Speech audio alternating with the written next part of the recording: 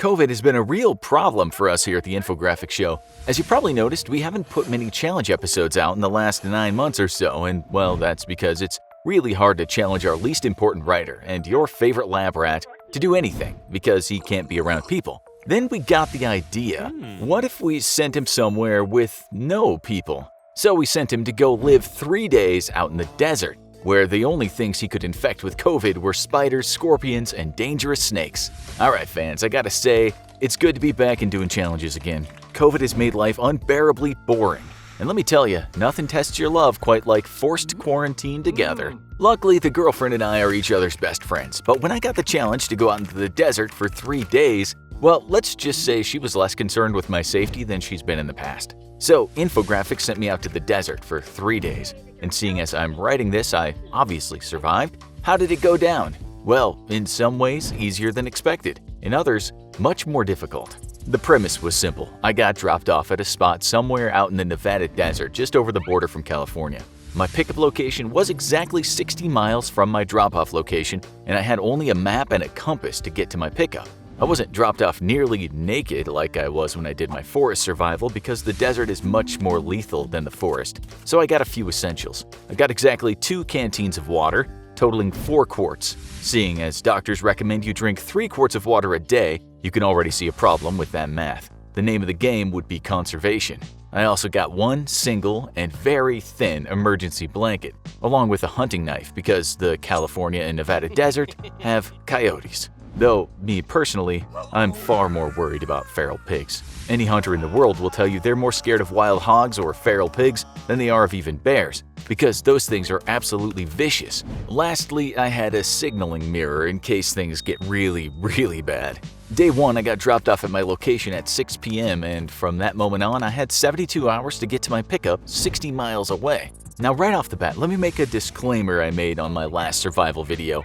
Do not try this if you don't have survival training. I have years of experience in the world's deserts because apparently America doesn't like to pick fights with nice tropical nations anymore. And believe me, this is not for the unprepared. I got dropped off near sunset because when you're in the desert, you want to flip your sleep schedule. People often make the mistake of thinking you have to conserve water in the desert, but the truth is it's far more efficient to conserve sweat. That means traveling at night and taking shelter during the hot day. And if you're out in the desert in the wintertime, you should still be prepared for some very high temperatures. My small pack made traveling light, which was good, because I wanted to move fast enough to make good time while identifying good shelter to use during the day. My plan was to move for 8 hours, then spend 2 hours moving slower and finding shelter. I was supposed to be mirroring a hiker or off-roader who wasn't planning for a long trip, so I wasn't allowed to bring extra clothes or things like that. Instead, I wore jeans and a simple outdoors white long-sleeve shirt. When you think desert, you think heat. And rightly so, but at night it can get extremely cold, especially in Nevada, where the winter temperature can swing from as high as 90s to below freezing in 24 hours. The first night did not disappoint, and I started shivering pretty quickly, so I wrapped myself in the survival blanket. These blankets are very light and made out of reflective foil, but they're made to reflect the heat and hold it in, much like the way you'd wrap a potato in foil before throwing it in the oven. You might notice I wasn't given any food, and that was to reflect a real survival situation. But also, food is a low priority for you in desert survival. In fact, it might get you killed. That's because digestion is actually very water intensive and can seriously eat up your water budget. In normal survival situations, you might have heard it's better to do lots of small snacks throughout the day to keep your energy up, over eating one big meal. And that's true to an extent. In the desert, you gotta plan in advance, and it's better to save up small snacks to have one single big meal every few days than to kickstart digestion many times throughout the day by ingesting individual snacks. Water is everything in desert survival. And that brings me to sweat. Most people think that humans are not very well adapted to surviving in the desert, but the opposite is actually true. Humans do quite well in the desert as long as they have access to water. Our omnivore diet allows us to eat a variety of things found in the desert, where restrictive diets can spell disaster. And our ability to sweat along with the lack of body hair is an extremely efficient cooling system. When water is limited though, sweat is your enemy. There are 2 times you don't want to sweat: in low temperatures and when water is sparse. In Arctic survival, if you sweat you die because hypothermia can set in. In the desert, there's less, but a still very real risk of hypothermia at night. But sweating means losing valuable water. So as I hiked along, I had to check myself to keep only a moderate pace. and take frequent rest breaks to avoid sweating. Every single drop of sweat is wasted water, and a good survivalist will budget every drop. As I moved along, I kept an eye on the stars for direction. Compasses are great, but they're prone to magnetic interference in the environment. If you know how to navigate using the stars, you'll find you can maintain extremely accurate bearings. Simply pull out your compass every 30 minutes or so to double-check yourself. Speaking of stars, you can see every single one of them if you go far enough out into the desert. It's honestly incredible and well worth a day trip for any of you city slickers that have never seen the full majesty of the entire Milky Way on display. As morning approached, I started looking for shelter. Daytime shelter is extremely important in the desert, with the main goal being to keep yourself out of the sun as much as possible. The only problem was that this part of the desert was almost completely flat, which only really left me with one very bad option. I found a small wadi and started digging into the soft soil at the bottom, breaking up the harder parts of the ground with my knife. This was strenuous work given I only had my hands and a knife, and I was sweating, which was bad. But if you don't get shelter, it'd be even worse. I dug down a solid 1.5 feet into the ground right next to where the wadi started to bank up sharply. Then took my survival blanket and turned it shiny silver side outward, and using rocks set it up so it covered the hole, with one side on the ground next to me on the hole, and the other side about 2 feet above me on the steep bank of the wadi. Basically, I made a rough tent, with 2 large openings I could slide into and would work to keep the air circulating. The silver reflective side would reflect the sun's rays and keep me from overheating, but the real key with this type of shelter is to keep the survival blanket off your body, or else you're basically insulating yourself. That's why digging into the side of a wadi or a rise in the ground is critical. Crawling into my hole, I settled in for my first desert day sleep in about 8 years. I took a very long sip from my water. Another desert survival myth is that you should do small sips at a time. Don't, this just ends up being wasteful. Take big, long drinks when you really need them. Being my first day, I could feel light dehydration, but nothing too serious. I still had 1.5 canteens left. I'd almost certainly run out of water before the end of the 3rd day, but if I budgeted right, I shouldn't be running the risk of serious dehydration. Sleeping during the day in the desert is not easy, to say the least. But I long ago learned to snooze most places. I stayed put in my hole the entire day with the temperature easily climbing into the high 80s. Good thing global warming's a myth, huh?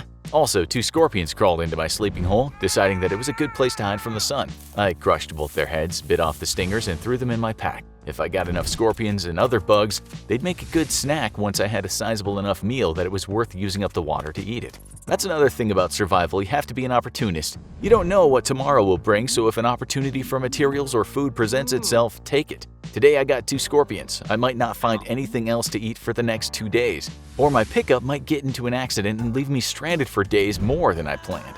Always be planning ahead and always be opportunistic.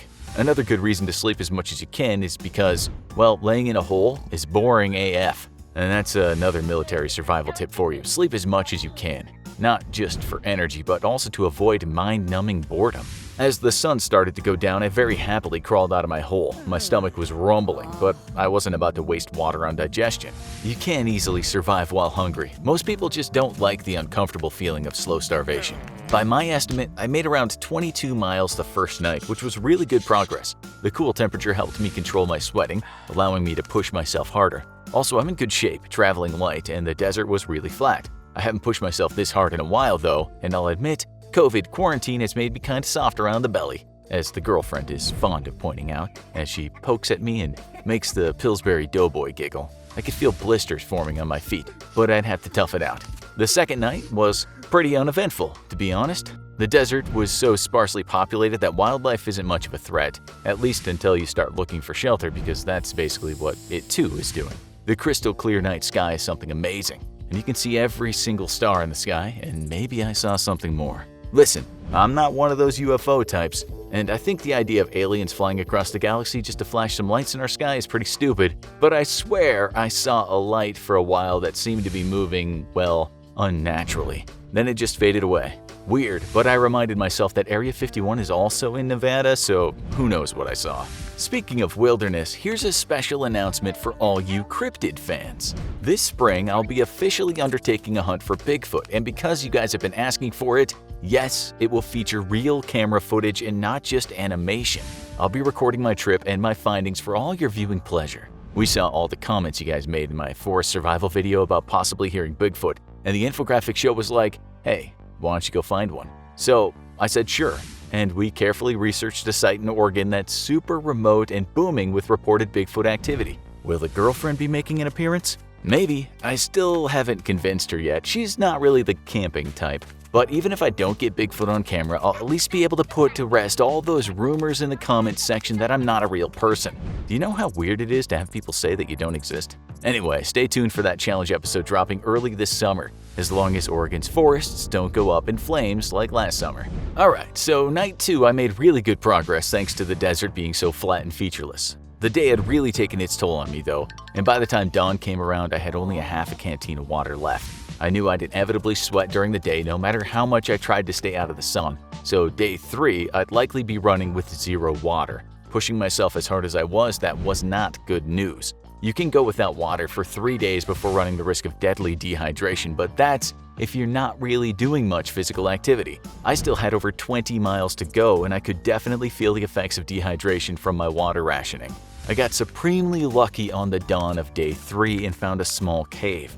Well, it was more like a rocky outcropping with a huge slab of rock jutting out from the side of a large bluff. It was deep enough that I'd be able to stay out of the sun, but the entire time I was worried about the bluff coming down on top of me because your mind really loves to act irrationally. During the day, I'd made it a point to take my shirt off and lick the inner armpit areas. Yes, this sounds disgusting, but it was important that I get some salt back into my system. Seeing as all I'd brought was water, I considered eating my 2 scorpions, but they were tiny. Maybe if I'd had 5 or 6 of them, they'd make a decent meal. Despite my rumbling stomach, it just wasn't worth it to burn water for 2 quick bites. During the day, I'd heard what's probably the most terrifying sound you can hear in the American Southwest: bees. Not just any bees though. These desert-dwelling bees were almost certainly the dreaded Africanized honeybees or killer bees. These bees are incredibly ornery and vicious about attacking anything that disturbs them. Them flying around in a massive swarm during the winter could only mean one thing though. Something had messed up wherever they had made their hive, meaning they'd be super angry. Luckily for me, the bees went on their happy, murdery way, leaving me completely alone. I got an early start on night 3, walking before the sun was fully down and drinking the very last of my water. Now survival was serious. If I missed my pickup for some reason, or if the person picking me up got into an accident and couldn't come, I could be out here alone for days. I'm never really worried in a survival situation until I've run out of water. That's when things get deadly serious. You might have heard that you can cut open cacti and drink the water inside, and this is wrong. Any moisture you find is going to be very alkaline and likely to make you sick, leading to vomiting or diarrhea, both things that are extremely costly in terms of water. You probably heard you can drink your own pee in an emergency, and I don't care what Bear Grylls tells you, don't. Seriously, there's a reason pee is a waste product because it's full of waste. Drinking your pee will just put all the junk your body filtered back inside of you, necessitating even more water to get it back out again. The best way to find water in the desert is to watch for large flocks of birds in the sky. Individual birds are likely specialized for desert survival, but flocks means it's a bird species that's likely transiting the area. That means they'll be looking for water too. Even better though is finding anything green. You might not find any surface water, but dig down a few inches and you'll likely hit water. You can do the same in dried up riverbeds, though you might have to dig a foot or more. Always remember that you're on a water budget though, and digging means sweating. If you find nothing after a few inches, maybe switch locations. Or just give it up and focus on moving, if your survival depends on you getting somewhere other than where you are. Most times in a survival situation, it's best to just stay put and make yourself as visible as possible. You probably also heard about solar stills. If you have the materials to build one, it's not a terrible idea to throw one together. Don't expect much out of it though. Even under the best of conditions, you'll get little more than a sip. If you can catch large bugs, popping them open and sucking out their innards can get you a bit of fluids. Just try not to actually eat them. You don't want to kickstart digestion. If you are somehow lucky enough to nab a small animal, don't eat it. Instead, drink the blood. A lot of desert animals survive with no water and instead live on the blood from their prey.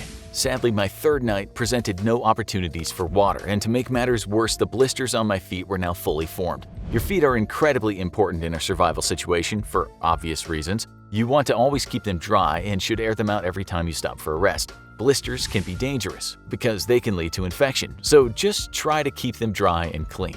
I had no way of cleaning them though, so I just had to soldier on. I've been keeping track of my progress on a topographical map, which is really great for keeping your precise location as long as you know how to read those types of maps. However, in a desert with very few significant topographic features, it's a lot harder. I realized I was significantly off course by the time the sun was rising and my pickup was supposed to be meeting me at 8 in the morning. I'd ended up too far north by a few miles. I thought about double timing it to get to the pickup on time, but in a survival situation, you always have to be thinking tactically. If I got to the pickup and my ride wasn't there, I might have to survive out here another day or two on my own. I couldn't risk exerting myself and losing even more energy and water. I can't stress this enough. Always think ahead in these situations. I finally made it to my pickup just before noon, and the sun did not disappoint, roasting me from above. Even with only moderate winter temperatures, the desert provides no cover and the sun can be brutal. You might be inclined to take off clothing to cool off, but this is the opposite of what you should do. Instead, cover yourself with light colors in order to avoid making sweating worse and to keep from getting sunburned. There's a reason you always see Middle East desert tribes covering from head to toe and even 120-degree temperatures. My desert survival was a nice break from COVID quarantine, and I ended up losing 8 pounds over 3 days. So if you're looking for a quick weight loss technique, maybe try getting lost in the desert and hiking 60 miles in 3 days. Just joking, seriously, don't. I'm hopeful that COVID will ease up and we can get back to doing challenges, but I'm really looking forward to the spring and my Bigfoot hunt. Hopefully you guys are too. Now go watch the original challenge, survive 72 hours in the forest alone, or click this other video instead.